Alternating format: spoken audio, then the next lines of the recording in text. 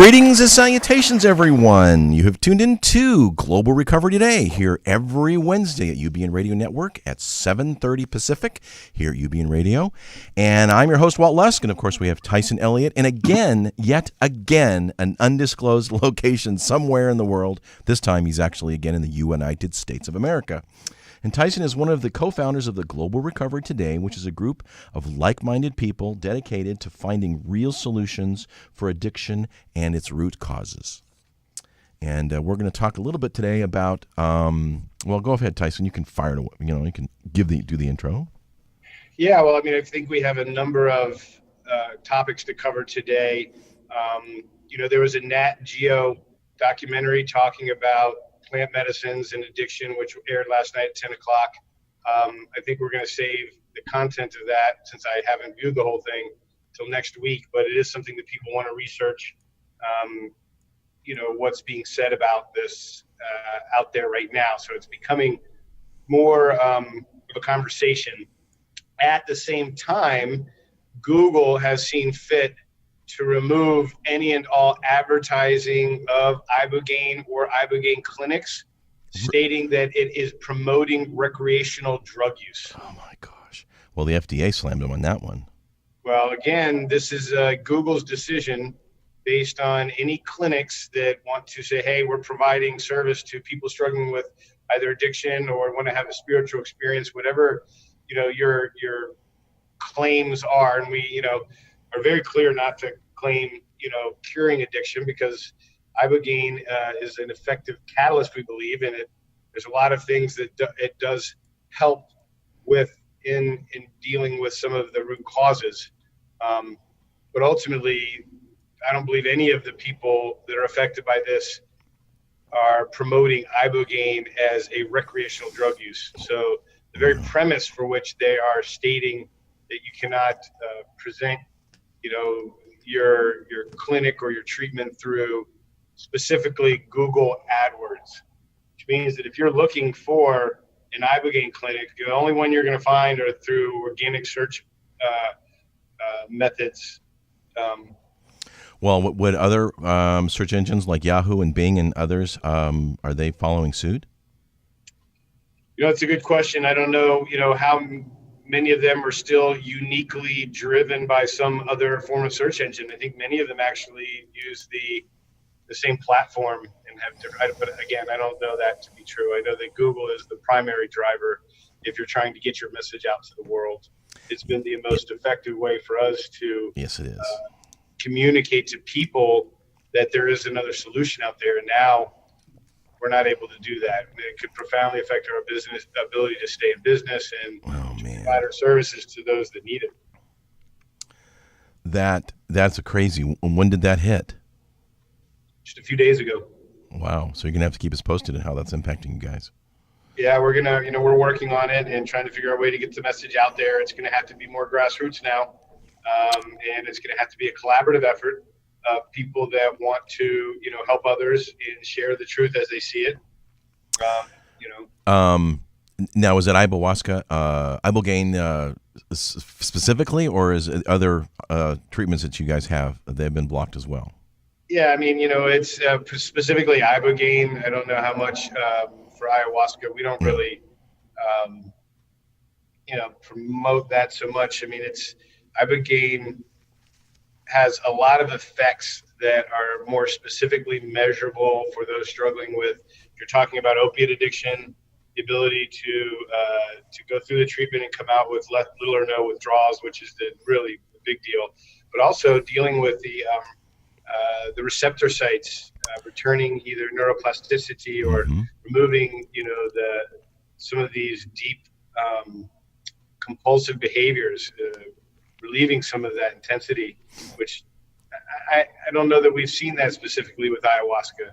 Ayahuasca as a psychedelic and as a visionary plant does open up and facilitate an experience that can sort of break the veil that we as human beings in our minds develop, some of the,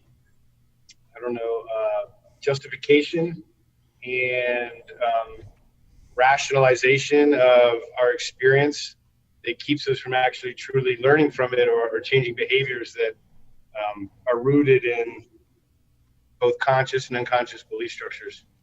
That is just an amazing blow. I'm telling you, people are beginning hearing about it because, if through this show and others, and I'm sure the FDA finally said you can't, that's a competitor to us in a big way and got to shut them down. I don't know that that's the case, and maybe I not. Could be wrong. Could be, but ultimately, the end result is that the statement that Google is making is that this is a promotion of recreational drug use. Absolutely not. There's nothing on our website, and there isn't a person in the world that would really see Iboga or Ibogaine as a recreational drug. It's not a pleasant experience. It's not like something you do every day, for crying out loud. Yeah, and I mean it's only given in the strictest medical supervision. So again, the claims just have zero basis. Yeah, no validity at all. So if you want to say that there's some, malicious or some other kind of justification for it, who knows? But there are people who either have bad experiences with either clinics or with the medicine itself. The medicine carries with it a fair, there's risk involved. It lowers the heart rate. It can cause arrhythmia. It's very powerful psychedelic medicine, which is one of the main things that the medical establishment is trying to see if they can do. One is so they can patent it. They can say, hey, we've got a different drug. If I just give you the plant, you can't patent the plant and say that, this is it's all ours. natural. Yeah, it's all natural, right? Yeah, so, but if they isolate organic. a portion of it and at the same time remove the psychedelic experience, which they're saying, doesn't have a whole lot to do in the treatment of addiction, which in my experiences has everything to do with truly dealing with the root causes of why many of us feel separate, less than, or have ever really developed any emotional intelligence to be able to deal with life on life's terms. We've been escaping most of our lives through substances and yes, either running from pain or toward pleasure. Correct. Yeah, absolutely. So that's one of the things. We can discuss a little bit more as we wait for a call in. But you want to go ahead and do your invitation for callers and how that works? Sure. This is a call-in show, and you can get on air pretty darn quickly if you're going to call area code 323-524-2599. That's here in the United States at area code 323-524-2599. We're here in Los Angeles. We broadcast every Wednesday at 7:30 Pacific here at UBN, and you can catch us on YouTube, Stitcher, and Spreaker and iTunes. Great, beautiful. The other thing, we will talk a little bit about is my experience at Psychedelic Science 2017. Yeah, you were there last week, weren't you? That's correct. Yeah, how'd that go? Amazing. I mean, just absolutely amazing how many professionals, medical doctors, therapists, psychologists, psychiatrists, all forms of academia coming together discussing about this wave of psychedelic medicine, this emergence of it being used for therapies. And MDMA is entering, I believe, its second stage of clinical trials through MAPS. Oh, wow, MAPS, that's cool. MAPS, who hosted the conference, is the Multidisciplinary Association of Psychedelic Sciences. And they did a great job of bringing together a network of professionals with a ton of studies and evidence-based treatments and people that have been involved in the use and the facilitation of psychedelic medicines in various countries where it's legal or unregulated, as opposed to, say, the United States, where it's highly regulated, and anything that seems to be involved in facilitating a psychedelic or spiritual experience is very quickly criminalized.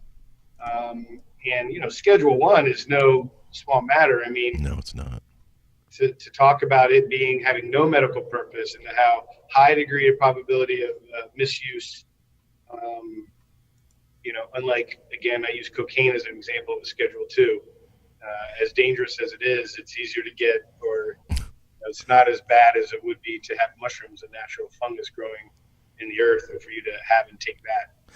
Did you happen to go last year to the conference? I did not. I was just wondering how well attended it was this year relative to last, or if you got any feel for that. Well, it was sold out, first of all. So many people that were trying to go at the very last minute, within the last days or weeks, were contacting me, looking for tickets.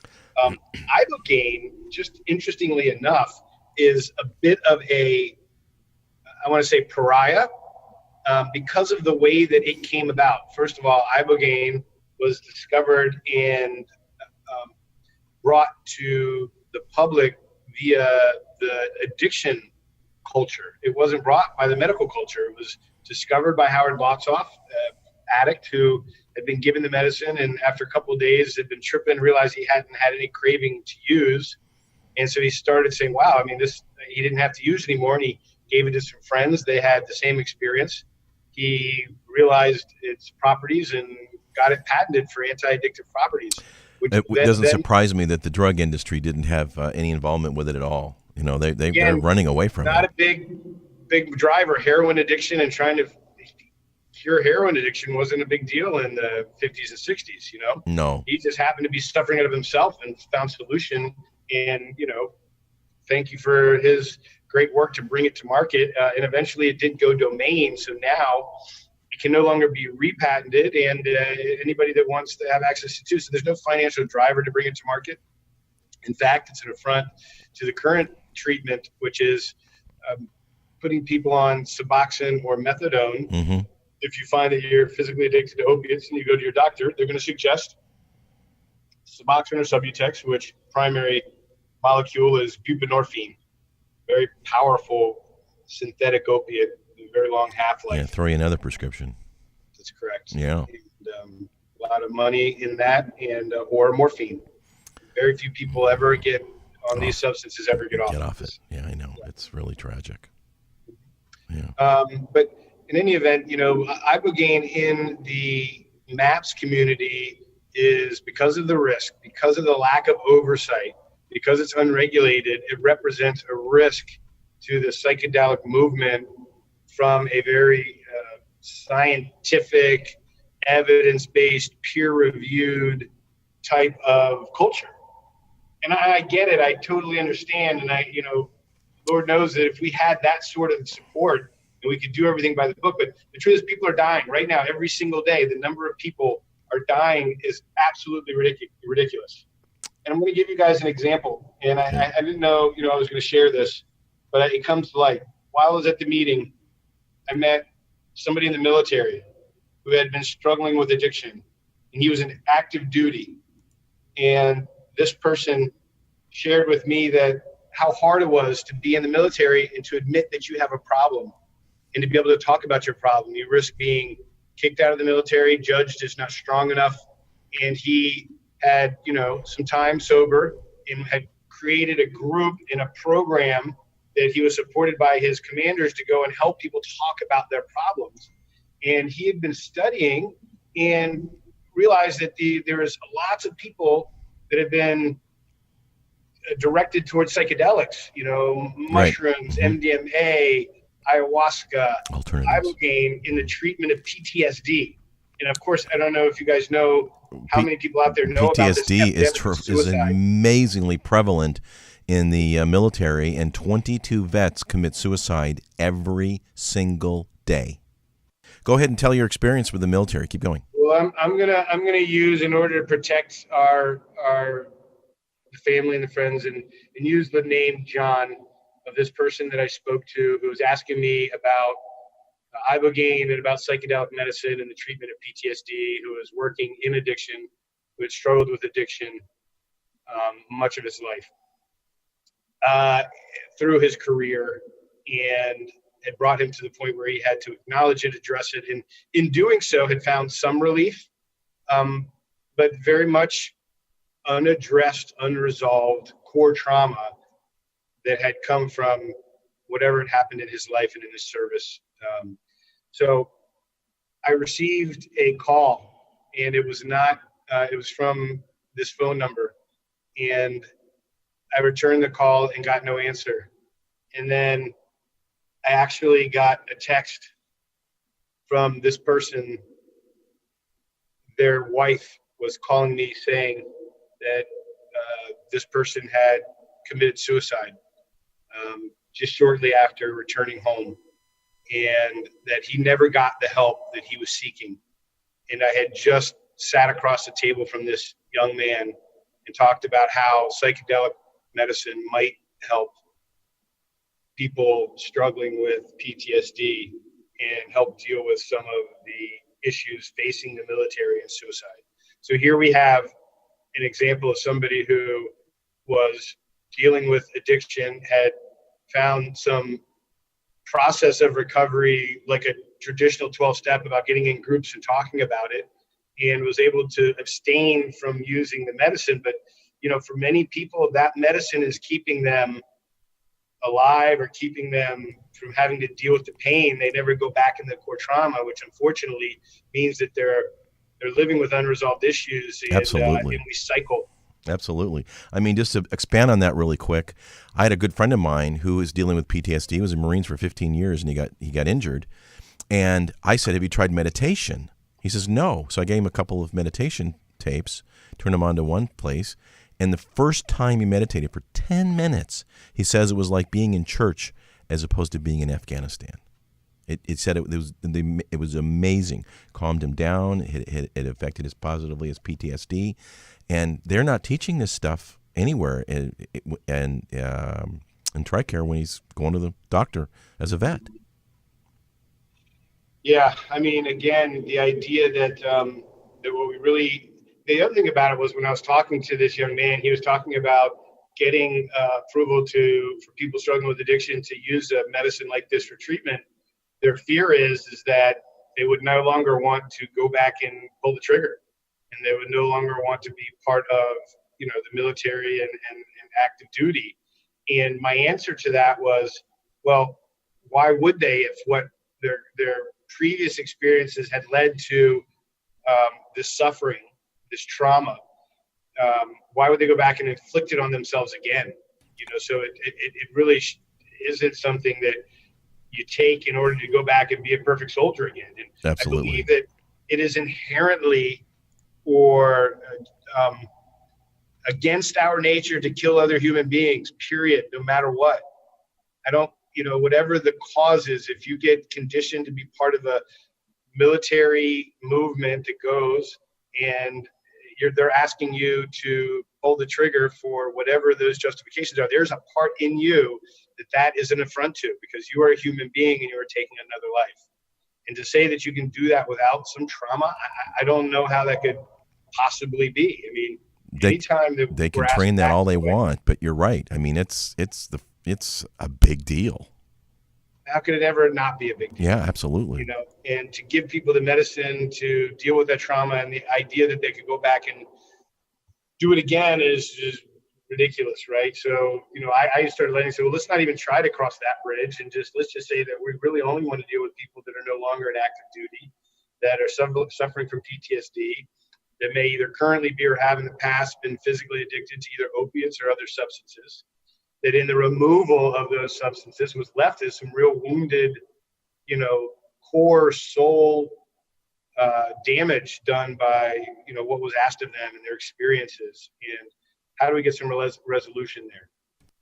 You know, cognitive behavioral therapy group sessions have failed us miserably. Abstinence really just takes away that thing that is keeping them, you know, feeling okay. And now they're just forced to actually feel all of this woundedness without any, you know, core resolution.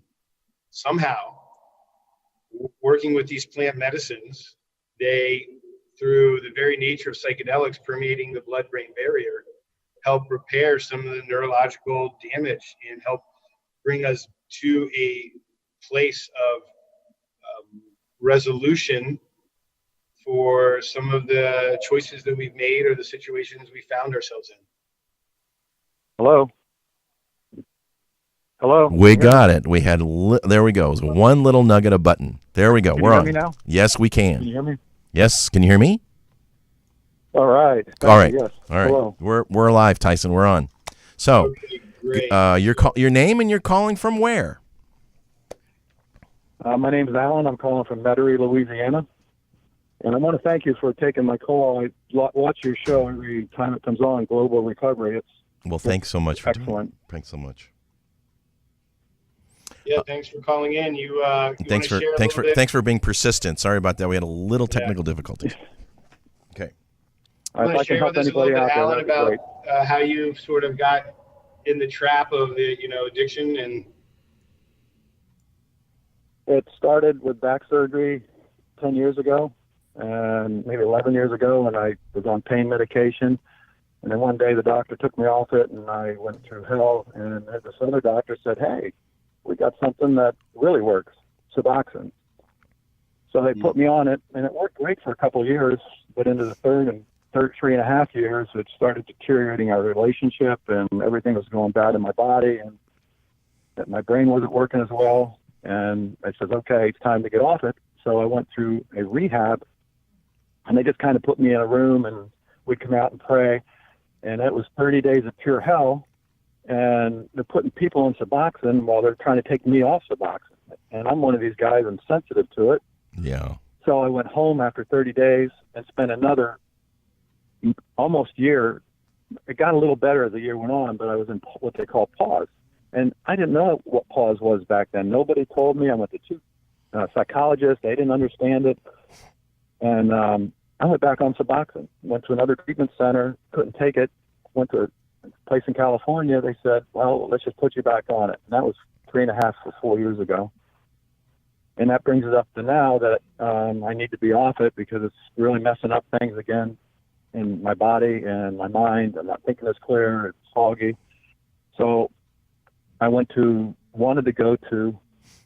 You want me to continue, Tyson? Yeah, keep going. Absolutely. We got all the time in the world, so take your time. Go for it. Okay. I said, okay, it's time to get off this stuff, and I got on the internet to see if I could find any other way than going through the hell I went through. I mean, I see why people shoot themselves. I mean, It's so hard. If I didn't have God in my life, I doubt I'd be here today. So anyways, I went over the internet, and I put every word in for addiction recovery, and I found Ibogaine. And I was so excited. I spent the next 2 or 3 weeks, literally hundreds of hours, looking at every Ibogaine site and seeing the ones that were scams out there and the ones that were legit, and listening to all the YouTubes and all the people that have been through it. Mm-hmm. And it's like, it's 80 or 90% success rate. And you come out the other side without the withdrawal. I mean, what a blessing. Yes, you got to go through probably some pain for 36 hours and some hallucinants. Who cares? Versus 30 to a year's worth of withdrawal. And I've not heard of anybody dying except in the early days, and that was from doing stupid things, and they were taking the Ibogaine, they took other drugs because it was so painful, and addicts like to do that. And I'm aware of that. When I'm hurting, I want to take something. Well, Ibogaine's not the easiest road, but you can't take anything when you're on Ibogaine, no matter what, or it will take you out. And I think half of those people that didn't make it were from that, because they abused that. Yeah, for sure. So just to kind on of my journey, jump in there real quick, Alan. One of the things you mentioned was the pause. So post-acute withdrawal syndrome, which is measurable in its effects, and we very clearly know that it is the body's sort of the damage done to the nervous system and the receptor sites that takes up to a year for our neurochemistry to return back to normal. And so what we find is we find ourselves depressed, unable to find energy, purpose. It really is a gnarly condition to be suffering from. And you can be thrown into withdrawal through stress. I mean, stress triggers withdrawal symptoms, clearly. When you get stressed out, you're feeling very anxious, right? I mean, I got to think that's part of what you were experiencing, right? Yes, it was. And right now, I'm going through it again, and my wife and I are arguing because she's tired of me being on Suboxone. So And yes, it's very difficult. I'm in pause right now. I went through a program. If you want me to continue, Yes, please. I'll let you know on the NAD. It's a new product out there that does work for some people. It's called NAD. It's a Mexican doctor came up with it, and it's a Dr. derivative Hitz? from, I guess, a B complex. And it's an infusion that you go through for 10 days. And I guess there's a couple of them around the United States. And I've seen it work for a couple of people, but it doesn't work for everybody. And it didn't work for me very well. They say it will shorten up the pause and shorten up the withdrawal. But I'm beginning to wonder, because I'm going through withdrawal right now, and it isn't, I probably sound anxious, and I'm sorry for that. It's okay. You're doing a great job. You're doing fabulous. To give a brief description of NAD, which is the nicotinamide adenine dinucleotide. That's what it stands for, which is a metabolic coenzyme. NAD. Which, yeah, it's called NAD. It's like a niacin infusion. I've had several of my patients do it. A couple of them trying in lieu of doing Ibogaine because they had heart issues, and we were trying anything and everything that we could that we can get them treatment to help deal with the intense withdrawal that comes with opiate addiction. And while most of them saw some effects of feeling better, very few actually got the relief from the addiction, because what it lacks is the visionary component, and it's just another example, I believe, of what is really, yes, it's great that we can mitigate the withdrawal symptoms. I mean, it's great. But if we don't facilitate this spiritual experience where you can actually come out and have this, new way of seeing things, and some resolution in past trauma, then, the chances of really having everything that you can get out of this kind of experience. So some benefits, but what you're sharing with me, Alan, is what I've experienced with a few other patients that have tried to do it. So currently you're in the process pretty much through with it. You got a couple more treatments, right?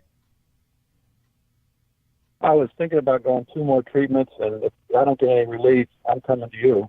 I know your thing goes on Monday to Monday, and I don't care what. My wife has got a real problem with me doing the Ibogaine along with my church. Let's talk about that. Let's talk about how you and I drug. have been discussing possible treatment, and kind of at the last minute due to lack of support and pressure from the family. Could you explain to us what that's like, how that came about? About the family and all? Yes. Okay. I got books and all the literature from you guys. You have a great website. I printed it all out, and I gave it to my pastor, and I gave it to my wife to show them what I was going to do. Now, when they read the book, I bought all the books on it, and they read the book. The first thing they saw, it's a hallucinant drug, and people died. And they couldn't get past that. And, most of the medicines come from plants. And I think down the line, this amazing plant was going to be legalized. It may not be in my lifetime, but I really do, because there's not anything else out there to get rid of withdrawal. I mean, it is a simple thing. Absolutely. But I'm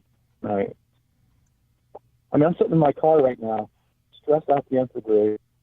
I'm going through withdrawal with my wife. I want to come out there. She doesn't want me to come out there. I'm going to go spend another $1,150 for a day for this NAD that's not working. It doesn't seem to be working. And it's frustrating. Mm-hmm. So if I hear you, you're saying that the issue is they're afraid of the side effects? Basically?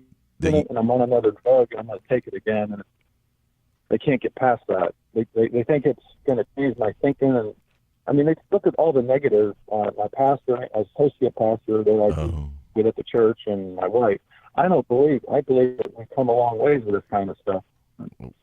Well, I kind of believe you too. The challenge is, you've tried a lot of things, but you know what? You're still alive. You're still kicking. You're still trying to find a better solution. Yep. And you know what? The solution you're on, you've been on for a very long time. And obviously, for whatever reason, it hasn't worked or has stopped working. So when this is so short, Ibogaine, the treatment's a week or two. And, within a month or two, you're going to know whether it works or not. What have you got to lose, for crying out loud? Seriously, it's not like it's a long, drawn-out process, and it's like, oh, my gosh, we don't know if it's going to work. You're going to know PDQ pretty darn quick. I mean, that's my Yep. take on it. Yep. I know the follow-up plan I have to do. You have to have a plan afterwards, and I understand it because you damage your brain when you take opiates. It's a fact. Yes. And it doesn't just come back because you do Ibogaine. And I understand that. But if I can get rid of the withdrawal, I'll be able to get healthier quicker because I'll be able to function better. I mean, the best example I can give you is you have a computer, right? And you've been using this computer for a long time, and it just gets bogged down with viruses and other stuff that slows it down.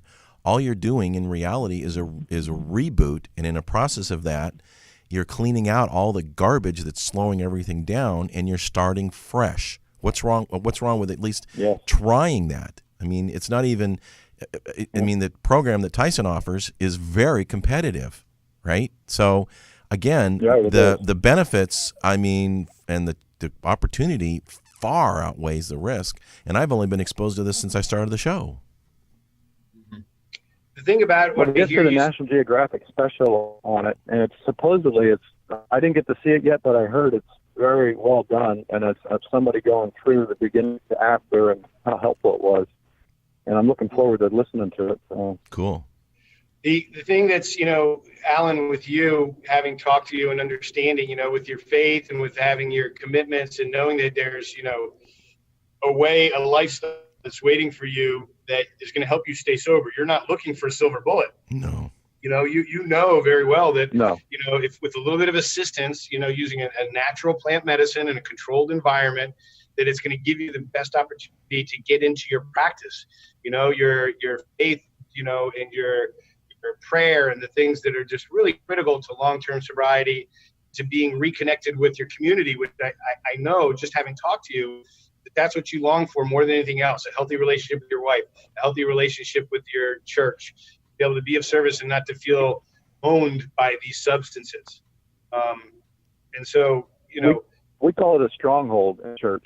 We can say it's a stronghold, and it's not putting you down so much like I'm an addict.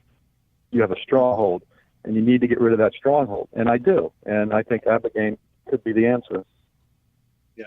The other is, you went online, and, when you were questioning addiction and everything else wasn't working, you were able to find it. And I don't know if you knew this, I was mentioning it to Walt, that just last week, Google started to knock down all the Ibogaine clinics from any pay-per-click, saying that we were trying to promote recreational drug use.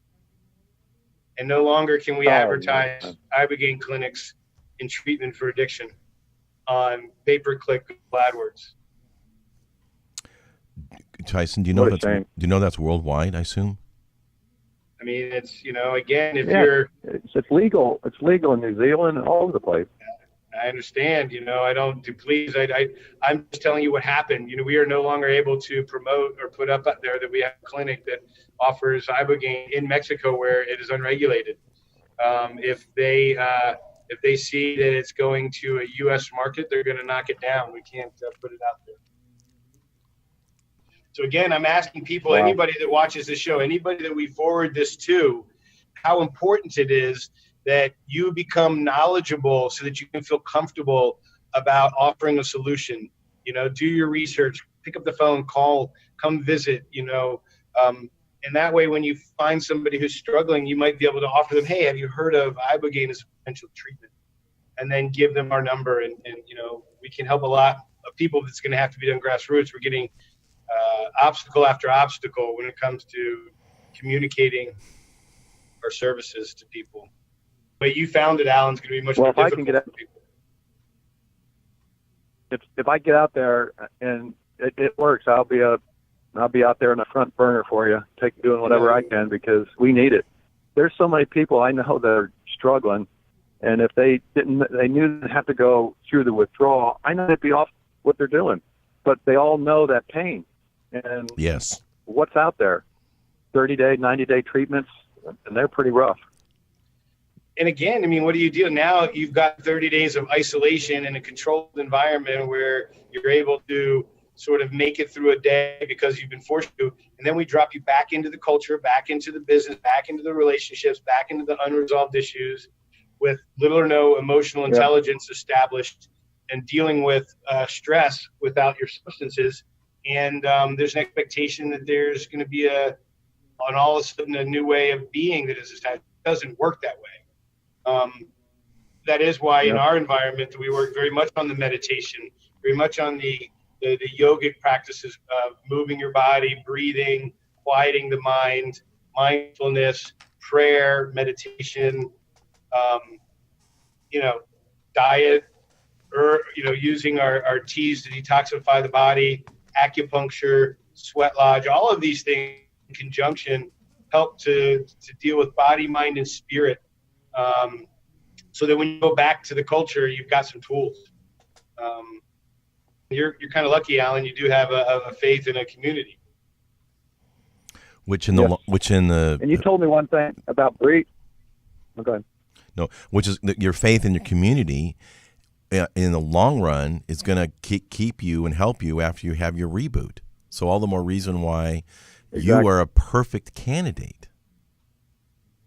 Right. Sorry. And I eat right. I don't drink coffee. I'm very conscious of I exercise every day. Well, I don't since I went off Suboxone, but I exercise every day.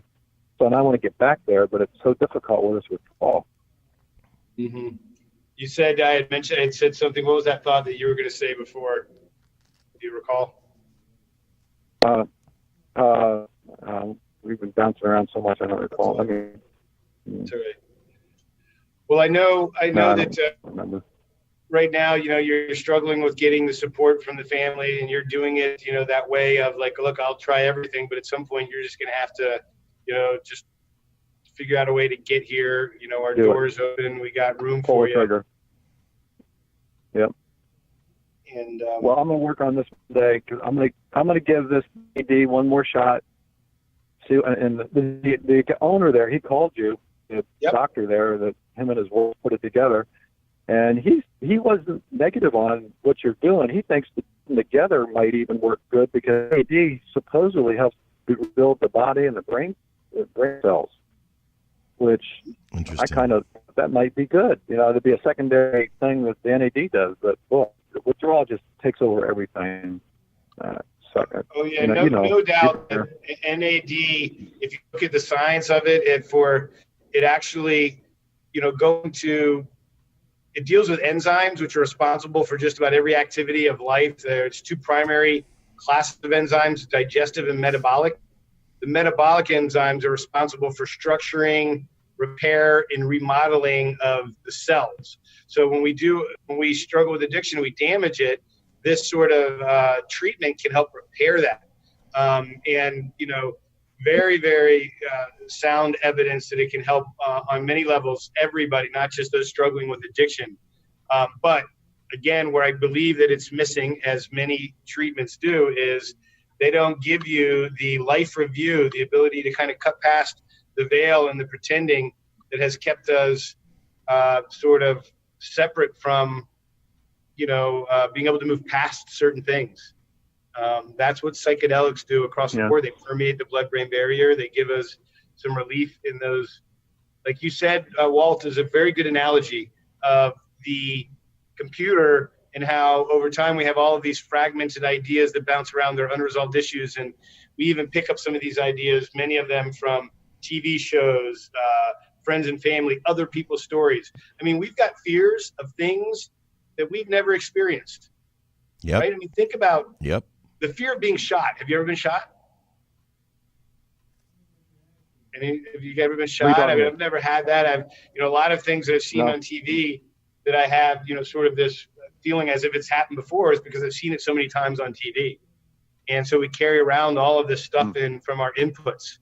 And that's what to me is really toxic about our society, is about how we go and we choose as entertainment trauma and violence and, many of these behaviors that don't serve us. And, that's why for those of us that either have a faith or a culture where we go in and we either rejoice or we sing or we have, periods of intense gratitude and humility where we can, humbly just be grateful, then that's where we're going to find some real relief.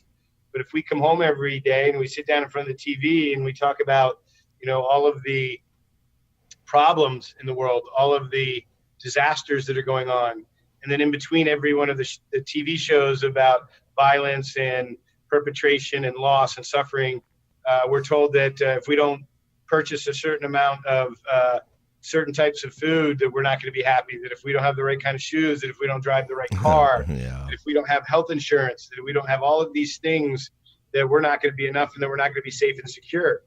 And so this model of breeding fear and exposing us to the traumas of life that we don't even really have those experiences keep us very much in a suffering state of mind. So anyway, Alan, how are you doing right now, brother? I'm hanging in there. It's a struggle, but I was trying to go out to a meeting tonight just to be involved with some other people, and I didn't make it because I should have. But well, you're with us right now, so you're not alone. Well, you're definitely not alone. I mean, are there any other fears? Yeah, I appreciate that. Any other? Because we're on your side. We're certainly big time. Are there any fears or concerns that you got that you could share with us real quick? You mean on the Ibogaine or on where I'm at? Just where you're at right now. Just it's just like you have a flu. I mean, it's not going to kill me, but you got to push through it, and it just gets old that day after day after day. And I know what I went through last time, that it was months, and it's hard to say it's not going to be that long. It's just you're living with it, and of course my wife's on end with it, and we're arguing all the time. And I'm moving out. I have rental properties, and I'm moving into another place. I mean, I love her dearly, and I think she loves me, but until this is fixed, we're just not. It's just tough. Well, that's the point. Is, you see, until she's a good lady, and I'm sure, no doubt, until it's because she's been with you through the whole process up to this point, and she's probably at her wit's end as well. All the more reason why you might want to try one more thing: tie a knot in the rope, and just hold on just a little while longer. And it's like you're going, okay, I'm trying this other stuff. When is it going to end? Where with this, it's not a gigantic miracle drug, but there's the end is near. Yeah. More than not. I again, saying it's not a silver bullet or miracle. I know I kind of tend to see that it is kind of miraculous in its very nature of what this plant medicine can do. I want to point out, though, how difficult it is for many people to present this option to their support team, to their parents. Imagine taking this to your parents and saying, yeah, hey, mom and dad, I'd like to go to Mexico to do very powerful psychedelic. I mean, come on. It's amazing that anybody ever gets, this passed, gets this bill passed, if you would, But Tyson, when you listen to your show and you have these people call up that've been through it, and the YouTubes where people have been through it and they actually speak it, it shows you it works. I mean, at least I've seen 20 or 25 people that have been through it, and they're just amazed that they say it was tough. I mean, getting through it, but once they were through it, it was a blessing. Absolutely. And I believe that that's the reason why it's so important for, me to help offer a platform for people to come in any varying stages of addiction and pre-treatment, post-treatment, to tell their story, so that people out there can hear that, again, one, that they're not alone, and that there is a solution. And there is no reason why you should have to suffer through months, even sometimes years of post-acute withdrawal syndrome. We can nip that in the bud pretty much right away, and it's not going to necessarily absolve you from the addiction and the mindset and the culture. There's going to have to be shifts, but that's why we do have an extended stay program. That's why we do offer other plant medicines and other modalities to help people that really want to commit to not having to risk going back to this. And the amount that you put into it, and it's hard. We have jobs, we have families, we got to get back. At the very least, we're going to give you some tools to take home with you. And there is a community building out there of people that have been through this that can be found through our network.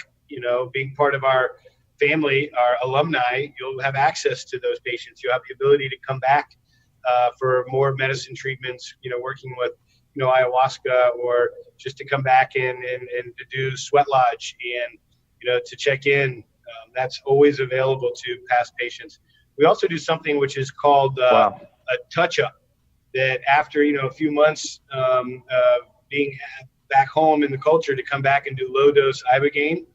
We found that people that do that really, really greatly increase their chances of maintaining long-term sobriety. Yep. Man, I'm ready. Good. Well, well, we know you. My wife read that. We know you are. My wife read. Yes, I'm ready.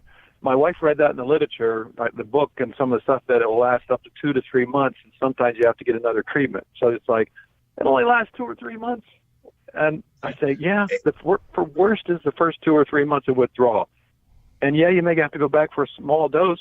Some people do, some people don't, and I didn't get anywhere with her. Well, again, anyways, I'm going to tell you this. I need to get well.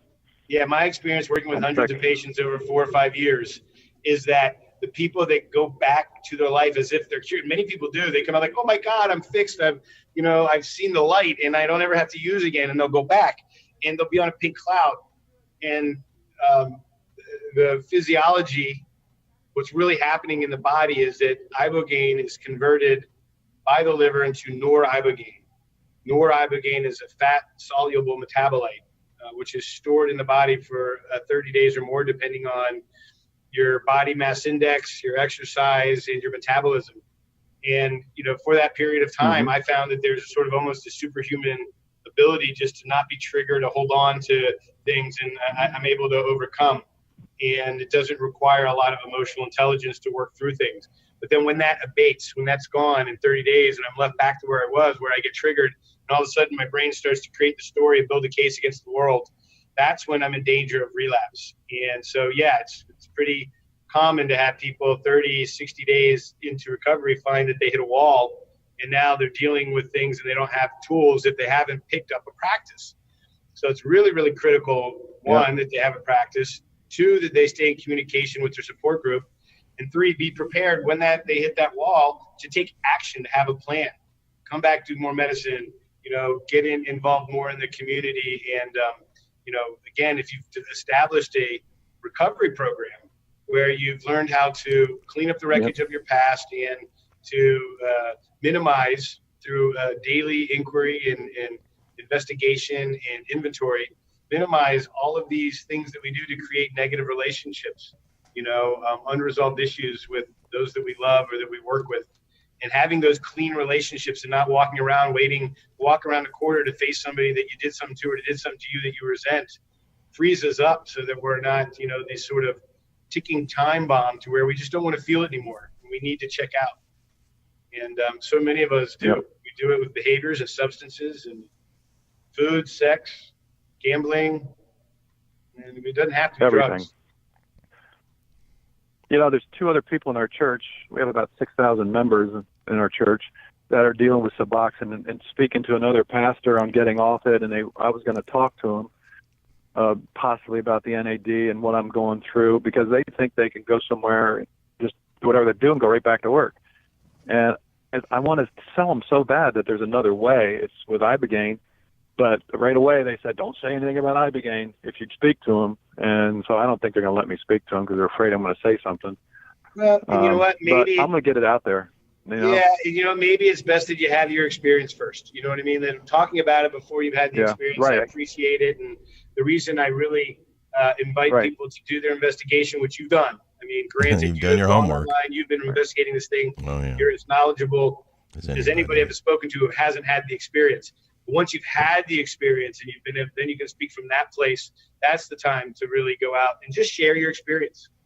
You don't have to convert anybody. This isn't, about proselytizing. It's about sharing your experience.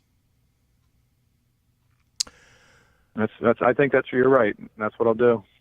We are out of time, but the only thing I can suggest is maybe you and she could visit the clinic, right? Make it a road trip. Is that possible? I was going to say that at this point, she is so mad at me. Alan, I've kept throwing stuff at her and showing her stuff and saying there's shows and saying Tyson Elliott does a show. Global Recovery. It's every week. Just listen to it. She just, no, it's of the devil. It's negative, and so I'm just going to have to do it, and she's going to have to see it. Again, I don't, we call it either civil disobedience, where we just go do what we feel we have to do.